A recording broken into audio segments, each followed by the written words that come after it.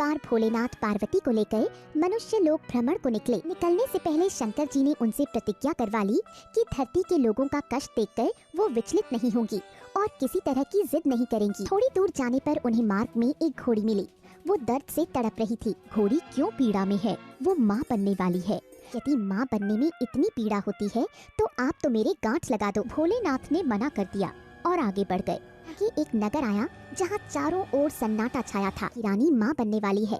वो प्रसव पीड़ा से तड़प रही। शिवजी को फिर एक बार गांठ लगाने को कहा। शिवजी ने उनके गांठ लगा दी और थोड़ी देर में पार्वती जी के पीहर पहुँच गए। वहाँ उन दोनों की खूब खातिरदारी हुई। अब दोनों वापस कैलाश पर्वत की ओर लौटे। जब वो नगर में पहुँचते हैं तब वहाँ ढोल नगाड़ों की आवाजें सुनाई पड़ती। हमारी रानी के बेटा हुआ है, इसलिए जश्न मनाया जा रहा है। थोड़ा और आगे बढ़ने पर वही घोड़ी मिलती है जो अपने बच्चे के साथ बहुत खुश दिखाई पड़ती है। ये देखकर पार्वती जी भगवान शंकर से फिर गांठ खोलने को कहती हैं। मैंने पहले ही कहा था गांठ न लगवाएं।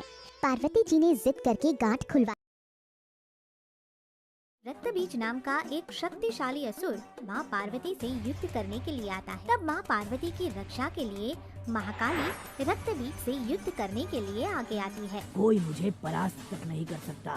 छल से माँ जगत जननी पर वार करता है। महाकाली जब रक्तबीज को माँ पार्वती पर छल पूर्वक वार करते देखती है तो क्रोधवश प्रचंड रूप धारण कर लेती है। रक्तबीज, अब तुझे इस महाकाली के क्रोध से कोई नहीं बचा सकता। शक्तिशाली प्रहार करती है और उसके शरीर से रक्त की बूंदें जमीन पर गिरने लगती है और बूंद से एक नया रक्त बीज उत्पन्न होने लगता है। मुझे मारना असंभव है। महाकाली एक एक करके सब रक्त बीजों को अपना आहार बना लेती है। रक्त बीज का अंत हो जाता है, किंतु महाकाली का क्रोध कम नहीं होता। अभी मुझे और रक्त चाहिए, मुझे रक्त पीना है। सभी देवी देवता घबरा जाते हैं। अब तो महाकाली का क्रोध केवल महादेव ही शांत कर सकते हैं। अब शांत हो जाओ देवी। तो महादेव उनके मार्ग में सो जाते हैं। महाकाली उन पर पैर रख देती है। मुझे क्षमा करना महादेव, यह तो मुझसे बहुत बड़ी भूल हो गई। उनका क्रोध शांत हो जाता।